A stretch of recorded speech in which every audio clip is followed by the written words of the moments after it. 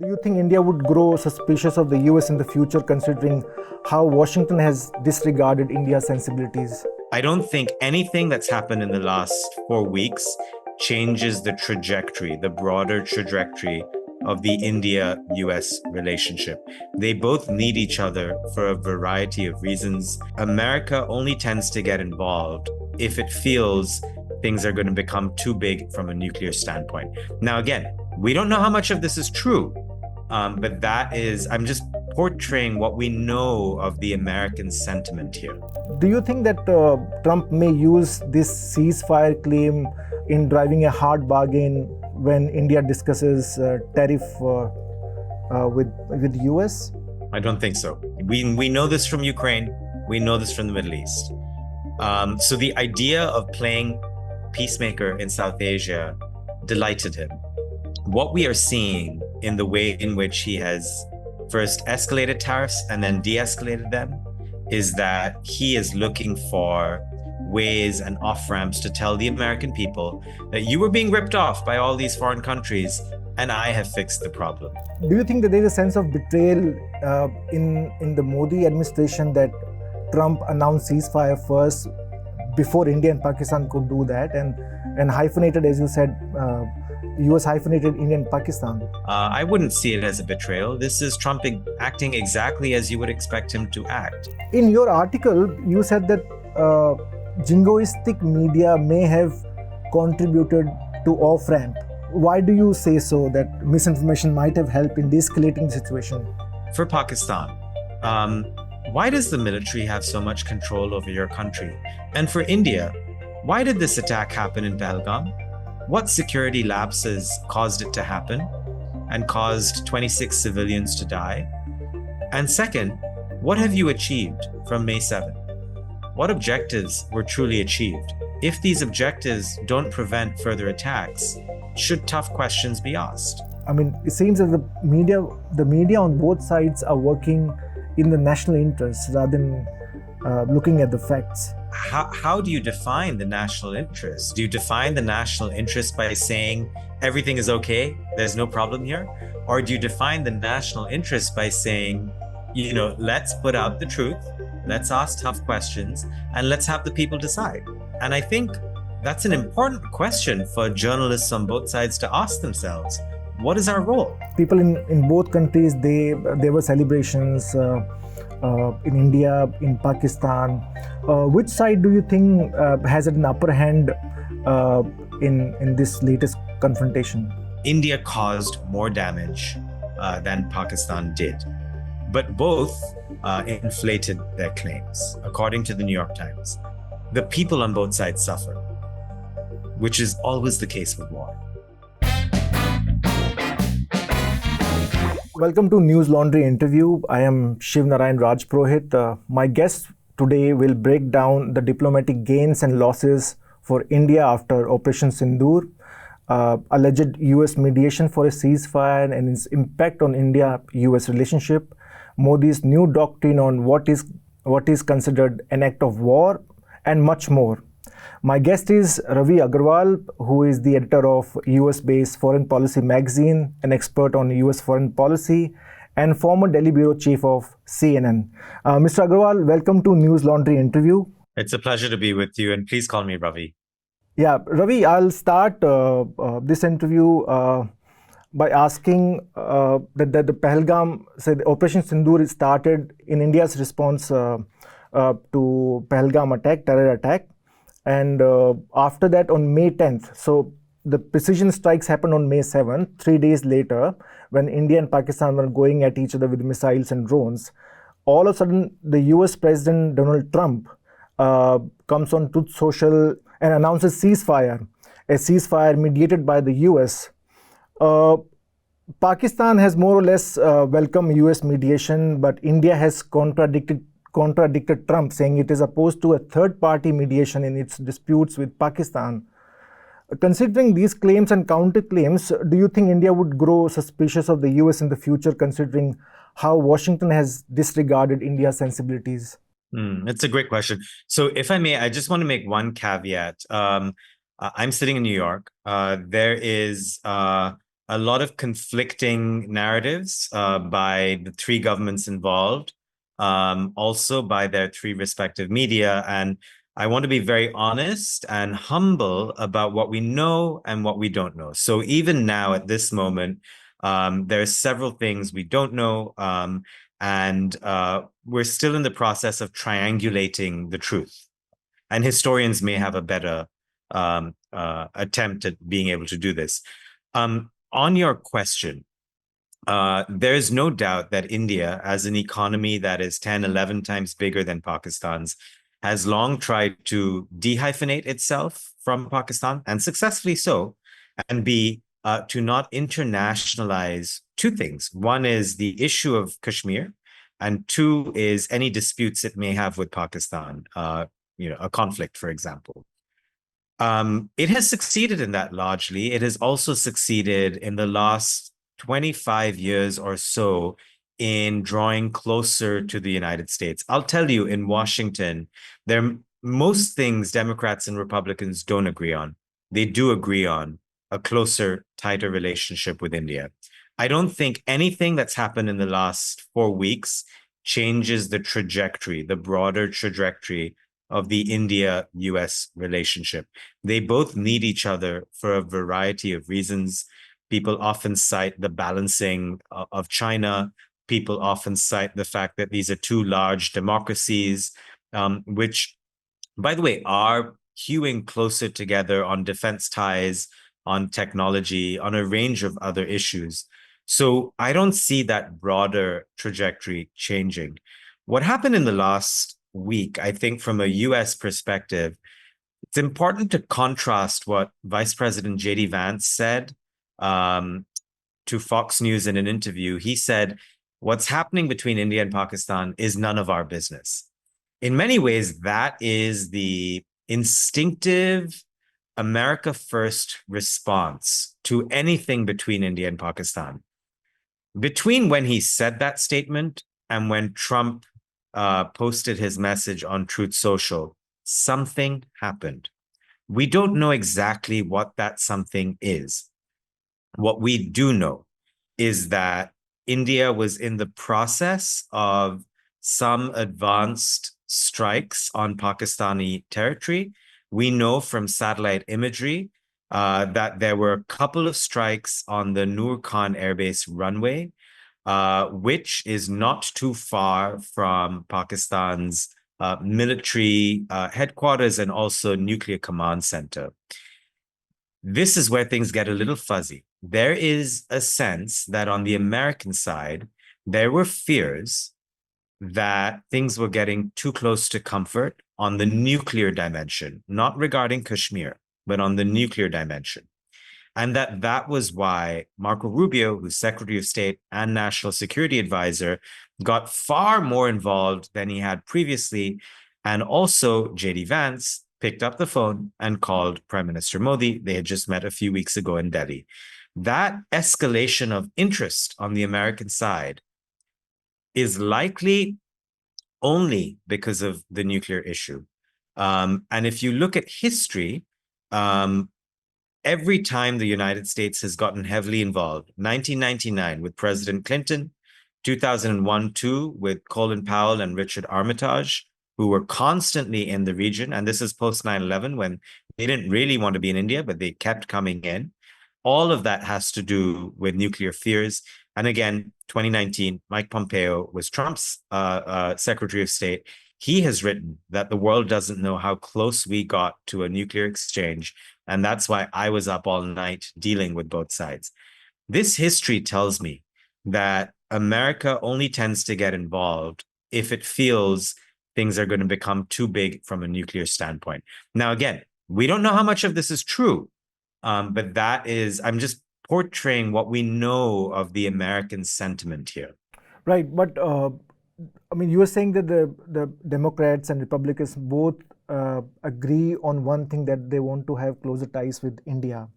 But the arguments or the grounds on which Trump said the ceasefire was agreed at was that both countries want to have trade with the US, and he seemingly gave veiled threat of trade sanctions to India.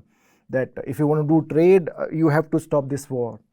Do you think that Trump may use this ceasefire claim uh, in driving a hard bargain uh, when India discusses tariff with US? I don't think so. There are two conflicting things here. Trump wants to be seen as a peacemaker. We know this from Ukraine. We know this from the Middle East. So the idea of playing peacemaker in South Asia delighted him. Trump frequently exaggerates and inflates reality. You have to take everything he's saying with a pinch of salt. You contrast his desire to be a peacemaker with his desire, his knowledge, his belief, I should say, that tariffs are a good thing, that tariffs fix many problems. And you contrast that with his deep desire to claim a victory on trade wars. What we are seeing in the way in which he has first escalated tariffs and then de-escalated them is that he is looking for ways and off-ramps to tell the American people that you were being ripped off by all these foreign countries and I have fixed the problem. The details don't really matter. I don't think he expects the average American to look into the details of India-US trade. He just wants to claim a win. So I think what Indians need to realize is that both when it comes to peacemaking and to trade deal-making, Trump wants to appear victorious to his base. This does not mean that the US-India relationship's trajectory changes. That's a complete over-analysis, overestimation of what's happening here. What makes this relationship strong, it predates Trump. It goes from Clinton to Bush to Obama to Trump to Biden to Trump again. There is immense bipartisan belief that this relationship is only going to get stronger. I am not seeing any change in trajectory despite the last 4 weeks. You're saying that the Trump wants to play peacemaker because maybe he failed on other fronts diplomatically, Russia, Ukraine, maybe. But I mean, before this, I didn't say he's failed on Russia, Ukraine. To be clear, right. He still thinks he can get a deal. And he's frustrated by it, but he loves the idea of maybe getting a Nobel Peace Prize for solving a big conflict. Yeah, but there is a frustration that he is. Yeah. I mean that the peacemaking between U.S. and Ukraine is getting delayed. Yeah, there is definitely a frustration. No, see, if you look at the personal equation between Trump and Prime Minister Narendra Modi, even Modi went to the US and he endorsed Trump during US elections and said, "Ab ki baar Trump sarkar," which he co-opted from his own election campaign, which is "Ab ki baar Modi sarkar." This time it's going to be Modi's government or Trump's government. Do you think that there is a sense of betrayal in the Modi administration that Trump announced ceasefire first before India and Pakistan could do that, and hyphenated, as you said, US hyphenated India and Pakistan? I would see it as a sense of annoyance, but again, should one read much more into that, knowing what we know about Trump, knowing that he likes to inflate his involvement, knowing that he likes to claim victories even when there are none, knowing all these things about him, I wouldn't see it as a betrayal. This is Trump acting exactly as you would expect him to act. Look, here's the other thing. We don't still know the extent to which American concerns about potential nuclear escalation, we don't know the extent to which how concerned they were. We also don't know the extent to which how involved they got. So before we get into the Indian narrative of betrayal versus annoyance, there's a lot we still don't know. And usually what happens is it'll take months and years before we actually learn from insiders, how close these two countries got to even more serious conflict and who and how they were pulled back. It's very telling that this conflict between India and Pakistan, it escalated very rapidly and then de-escalated very rapidly. And we are in an era where, drones were used for the first time, that these two sides are going to have shorter and sharper conflicts. And much of that is because of the nuclear factor. The only full-scale wars they fought, if you ignore Kargil, was all before they were outed as nuclear powers. So we're in a new kind of dimension. And in many senses, all of this could happen again, because Pakistan's military feels much more emboldened and more popular than they were 2 weeks ago. The Kashmir issue is not resolved. The issue of militancy and cross-border terrorism, not really resolved. So both sides also need to ask themselves, what did they achieve from this latest round of fighting? And have we just set ourselves up for another conflict at a later date?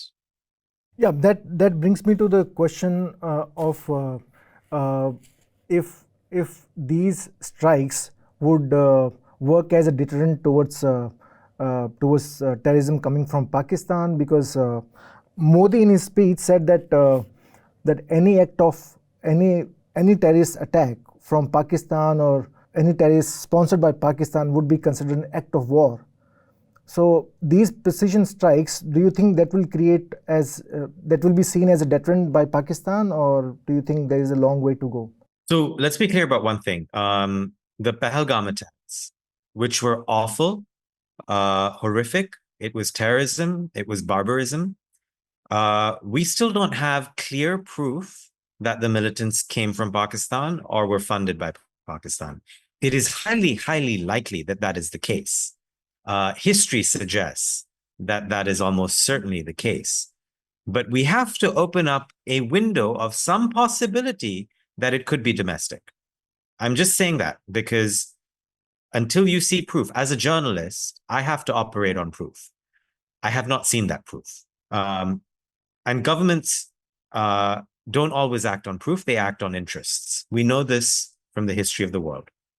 So when India says it will see further cross-border terrorism as an act of war, I think, how will Pakistanis read that? Pakistanis will read that as, well, first of all, if they were involved in Pahalgam, they hit it well.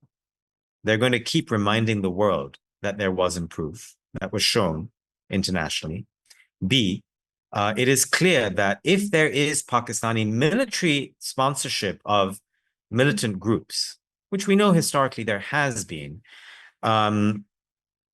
they are going to assess what did they get out of this particular conflict. And what they got was a deeply unpopular military is suddenly a little bit more popular. A deeply unpopular General Asim Munir, who, by all accounts, has kept Imran Khan in jail, is now much more popular than he was 3 weeks ago. So if you're telling me that India believes Pakistan's military is responsible, and if you're telling me that India thinks it can deter Pakistan, there's a contradiction here, because Pakistan's military is going to emerge from these last few weeks saying, we're better off. We've convinced the Pakistani people that we can fend off a bigger foe, a much bigger country, and the military is popular. So why wouldn't they do exactly the same thing again and again and again in the future? This has happened before, it'll happen again. I'm not seeing a change in trajectory here. I'm seeing clear evidence and a clear likelihood that history will repeat itself. You're saying that the hostilities or the confrontation has emboldened Pakistani army, and the precision strikes may not deter terrorism coming from Pakistan or the proxy wars waged by Pakistan against India. Again, you have to look at outcomes and whether those outcomes are positive for the players involved. There is very little from the last few weeks that suggests Pakistan's military is hard done by. They are emerging from this with a greater narrative that we can protect you, that, the economy might be failing, but, the military is strong. Obviously, Pakistan's military claims that it shot down 5 Indian fighter jets. Right or wrong, most Pakistanis believe that claim. There's a disinformation and misinformation element to this, which we can discuss. But I am not seeing any reason, any real reason for Pakistan's military to change how it thinks about any of its activities, whether or not those were actually the cause of what happened in Pahalgam. Again, I keep saying this, highly likely, but I haven't seen the proof. Right. Now, both sides, people in both countries, there were celebrations in India, in Pakistan. Which side do you think has an upper hand uh, in this latest confrontation? You mean militarily or Militarily and diplomatically, both. in their media narratives? Yeah, media Does it narratives. matter? Yeah, media narratives we can discuss later, but yeah, diplomatically and militarily. I hesitate to separate the two. I think they are very linked. The link between what people believe happened and what actually happened is, very strong as a linkage. But here's what we know, and I'm going to be extremely cautious here because there's a lot that we do not know. What we know from satellite imagery, and from reporting by reputable outlets like the New York Times, Pakistan has made inflated and exaggerated claims about the damage it has caused on Indian soil. India has also made some inflated claims about the damage it has inflicted on Pakistan. According to the New York Times, which uses satellite imagery, India caused more damage than Pakistan did. But both inflated their claims, according to the New York Times. Again, I hesitate to only rely on one source here because you have to triangulate between various sources on both sides and third parties. And again, I say historians will likely have a much better gauge of what each side actually achieved militarily, and what each side's people believe they achieved militarily. Diplomatically, to come back to your earlier point about re-hyphenation, conflict with Pakistan is not in India's interest. India needs to focus on China longer term. It needs to focus on many other issues longer term. Again, its economy is 11 times bigger than Pakistan's. In 1999, it was only 5 times bigger. In the 60s and 70s, it was even less. So the longer time goes by, India should be caring less about Pakistan and more about other things. So for India to get dragged into this is not a good thing. Let's just agree on that. For Pakistan, it's very different diplomatically. They are a state that is run by an army. They are a state that has crises on several fronts. I mean, if you look at the militant attacks in Balochistan, in Khyber Pakhtunkhwa, those are immensely unpopular, immense threats to the military. So you could make an argument that Pakistan needs conflict, or at least its military needs conflict to bolster the narrative that it is self-perpetuating, right? So from that perspective, anytime there's conflict, Pakistan's military benefits more than India's government. The people on both sides suffer, which is always the case with war. Diplomatically, you were talking about diplomacy. Uh, I want to draw your attention to the Quad bloc. Quad comprising the bloc comprises India, Japan, Australia, and the US. And during the confrontation, none of the Quad members said anything in favor of India. While if we look at Pakistan, there were comments from Egypt and China saying that we stand by Pakistan. How do you see the Quad members have reacted or not reacted? How do you see Quad members' response to this confrontation? Because the Quad bloc is seen as something to counter China. The United States, which is part of the Quad, said quite openly that India has a right to defend itself. That was seen by many in India as a signal that India could strike in the way that it did in Operation Sindoor. Days after that operation began, as I said, J.D. Vance said, it's none of our business. So I disagree with the premise that the Quad did not support India. The most important member of the Quad did, the United States. I will confess, I have not closely followed what Japan and Australia have or haven't said, so I'm not going to comment there. But by and large, there's a global perspective to this, which is that after October 7 and Israel's response to Hamas's attack on it, there has been, and with Israel's overwhelming response over the next 2 years, there's been a general weakening of the ability of states to say you can't respond to terrorism. There's also been a general weakening of the legitimacy of the United Nations, which makes it harder for countries in general to advocate for international law, to advocate for international, judicial intervention or arbitration. All of that, I think, was seen by New Delhi as, some sort of permission to act as it sought fit in a non-escalatory way. And all of that happened, I think, until the US got involved. And again, my reading of it is that something serious or some fear of something serious led to American involvement. So, do you think that this confrontation has brought Pakistan even closer to China and Turkey? And there is no gainsaying in saying that the only winner in this confrontation is China, because China could test its arsenal, its jets, its weapons on the battlefield.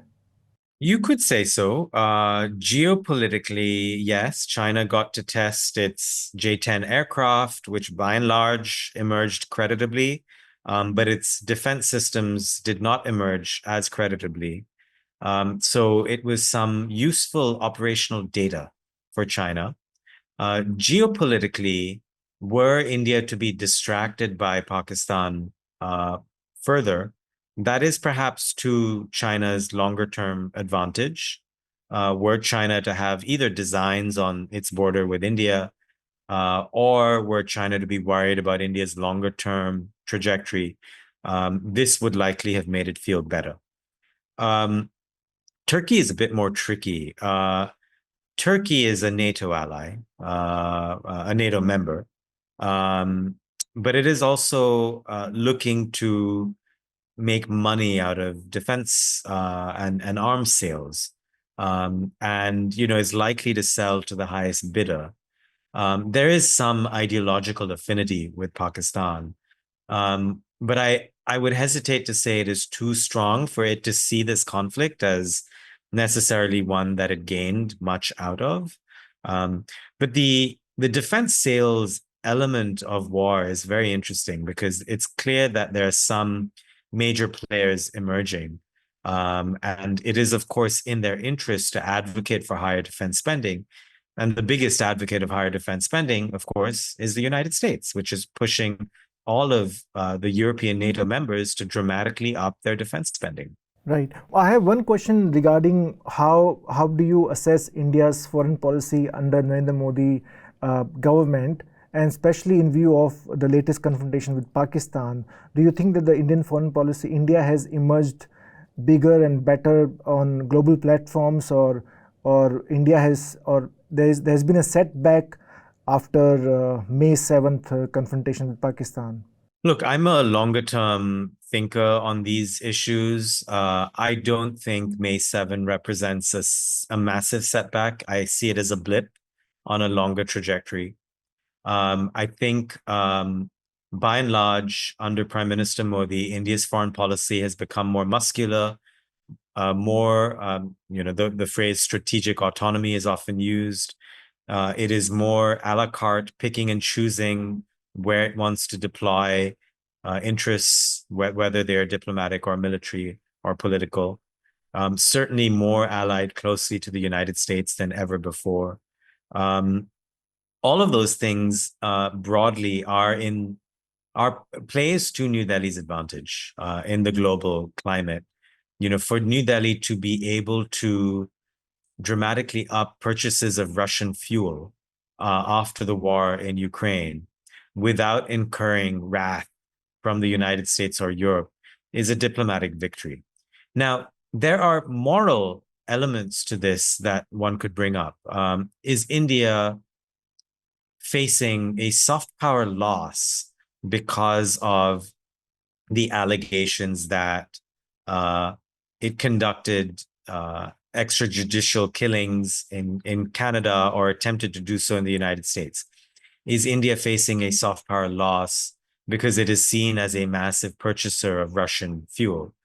That's debatable, and it's a trade-off. By and large, I think India and Indian analysts will see this trade-off as to their advantage, and therefore will see Modi as having successfully maneuvered Indian foreign policy. Within that spectrum, as I was saying, I see May 7 as a blip, as long as India is able to reorient itself to focus on the bigger picture rather than just Pakistan. On this issue of cross-border terrorism, India needs to figure out how to stop it. Serious inquiries should be conducted as to why this happened and what could be done to prevent it in the future. That to me is much more important than the idea of attacking Pakistan. Because again, I don't think any of these attacks have significantly changed the trajectory of what might emerge from Pakistan. Right, so it's only a blip. I want to draw your attention to misinformation war from both sides, media from both sides. If Indian anchors were to be believed, we captured even Karachi port, arrested a couple of Pakistani pilots, and got Pak Army Chief Asif Muni arrested. But on the other side, in Pakistan, Pakistani anchors were claiming that they've captured a female Indian pilot, used simulation game videos to show how Indian fighter jets were downed by Pakistan, and described a bureaucrat killed in action was that he was a terrorist. I mean, apart from Pakistan media, even Pakistani army in its briefing used edited videos to buttress their claim. In your article, you said that jingoistic media may have contributed to off-ramp. Why do you say so, that misinformation might have helped in de-escalating the situation? So I want to preface everything I'm going to say by saying this. I have a lot of respect for many great journalists in both India and Pakistan. Let's get that out of the way. That said, the media environment in both countries has become more jingoistic over the last 2 decades. This should be clear to every observer of the media. The reason why I said that in my essay that a climate of mis and disinformation, disinformation being deliberate, mis being not deliberate, a reason why that climate led to a quick escalation with both sides egging their respective governments to do something and appear tough, and then led to a quick de-escalation, is because now both sides have genuinely claimed victory. The public in both countries seem to believe that they have emerged creditably from this conflict.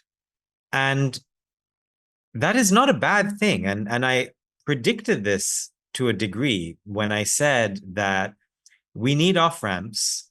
And one of my predictions was wrong. I said the United States won't get involved. It did.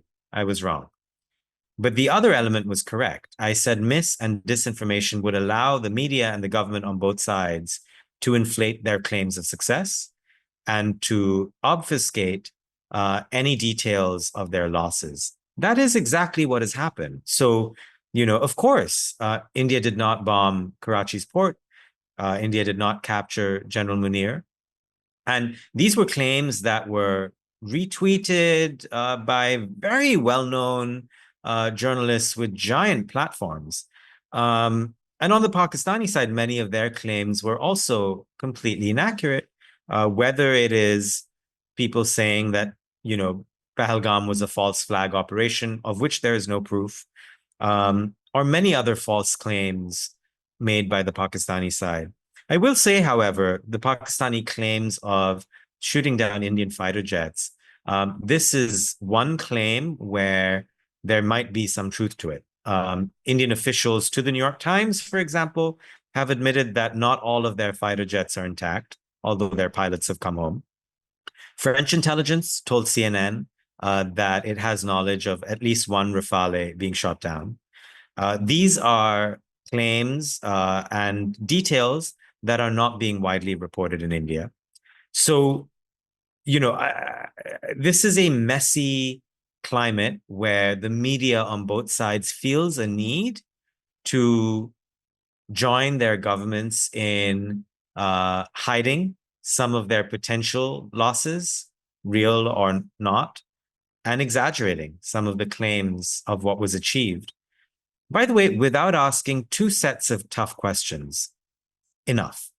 For Pakistan, why does the military have so much control over your country? That is a question the media should be asking every day.